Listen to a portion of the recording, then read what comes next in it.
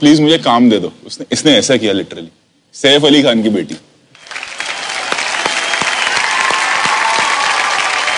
अमृता सिंह और सैफ अली खान की डॉटर अकेले चल के ऑफिस में आना और एक डायरेक्टर के सामने बैठ के ये कहना कि सर मेरे को काम दे दो प्लीज।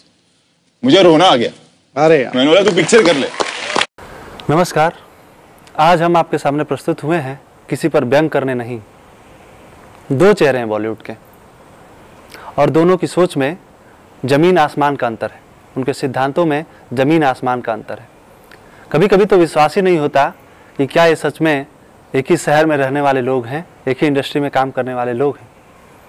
दूसरा जो चेहरा है वो क्वेश्चन मार्क में क्यों है ये अभी आपको पता चल जाएगा, लेकिन जो पहला चेहरा है उसे तो आप भली भांति परिचित होंगे। हाँ, वही सोनू सूद जो फिल्मों में विलेन का काम करते हैं, रियल लाइफ में विलेन बनते हैं, गुंडा बनते हैं, लेकिन रियल लाइफ में, वास्तविकता में वो गरीबों की, लड़कियों की, महिलाओं की, मजदूरों की सेवा करते हुए आपको दिख जाएंगे। सोशल मीडिया से अपनी सेवा भाव उनका समय समय पे दिखता रहता है।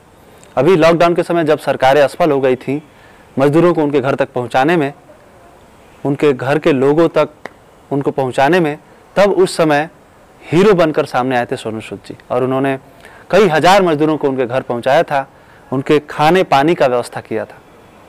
तो निश्चित ही वो हीरो ही हैं। हीरो यही तो होता है जो सबकी रक्षा करे, जो सबको सुरक्षा दे। और ऐसा भी नहीं है कि सोनू सूद कोई उद्योगपति हैं, कोई इंडस्ट्रियलिस्ट हैं, उनके पास करोड़ों की संपत्ति है, अरबों की संपत्ति है, वो कोई टाटा बिरला नहीं हो, कोई बिल गेट्स नहीं है, लेकिन फिर भी उनके पास जो संसाधन उपलब्ध हैं उसी में वो लोगों की सहायता करने का प्रयास कर रहे हैं, अपना सर्वश्रेष्ठ देने का प्रयास कर रहे हैं। इसके लिए उनको आलोचनाओं का शिकार भी होना पड़ रहा है। महाराष्ट्र सरकार के एक मंत्री ने तो यहाँ तक कह दिया कि ये सब राजनीति में आने का एक प्रोपेगेंडा है। बहुत लोगों ने उनकी आलोचना भी की, जिनको इससे जलन हुई, जो सरकारों में बैठे, जो जिम्मेदार लोग हैं, लेकिन उनको इससे कोई फर्क नहीं पड़ता। अब चलते हैं दूसरे चेहरे की ओर। अब आपने अक्सर ये सुना होगा कि एक एक्टर है या फिर एक्ट्रेस है जो बचपन में एक्टिंग के लिए उन्होंने पढ़ाई छोड़ दी, एक्टिंग के लिए अपने माँ बाप का साथ छोड़ दिया, एक्टिंग के लिए अपने भाई बहन तक को छोड़ दिया। लेकिन भैया सुशांत जी ऐसे नहीं रहे। सुशांत ने अपने पारिवारिक दायित्व को समझा, उन्होंने पढ़ाई की, इंजीनियरिंग में अपना नाम रोशन किया, फिजिक्स के लिए इतना रिसर्च किया, उन्होंने इतना बड़ा योगदान साइंस के लिए दिया। उसके बाद उन्होंने फिल्म इंडस्ट्री में काम पाया।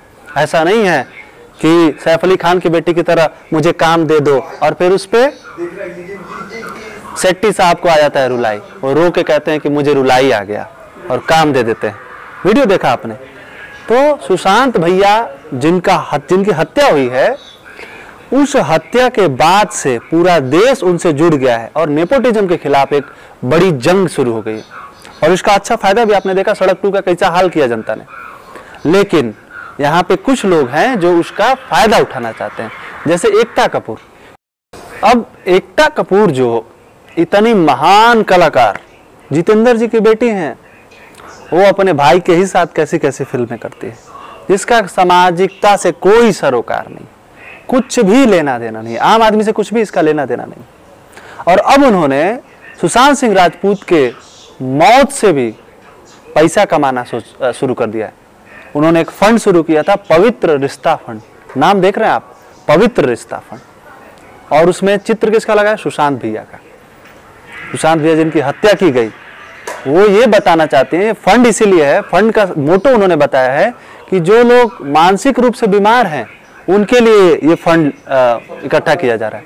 मतलब इनडायरेक्टली वो ये कहना चाहती हैं भैया कि सुशांत सिंह जो राजपूत थे वो मानसिक रूप से बीमार थे। अब सुनो बे एकता कपूर, तुमसे सिर्फ 2 सवाल है। तुमने क्या कभी भी सुशांत सिंह राजपूत को इतने सालों तक एक ही सीरियल में फंसा के रखा? क्या कभी तुमने उसको जरूरत महसूस की कि उसे फिल्म में उन्हें काम देना चाहिए? तुमने नहीं किया।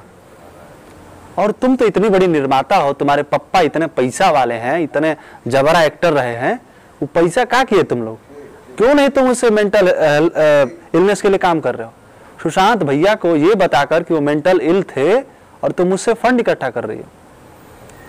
तुमको एक बात मैं बता रहा हूं, इसीलिए वो ट्विटर पे ट्रेंड कर रहा है कि सेम ऑन एकता।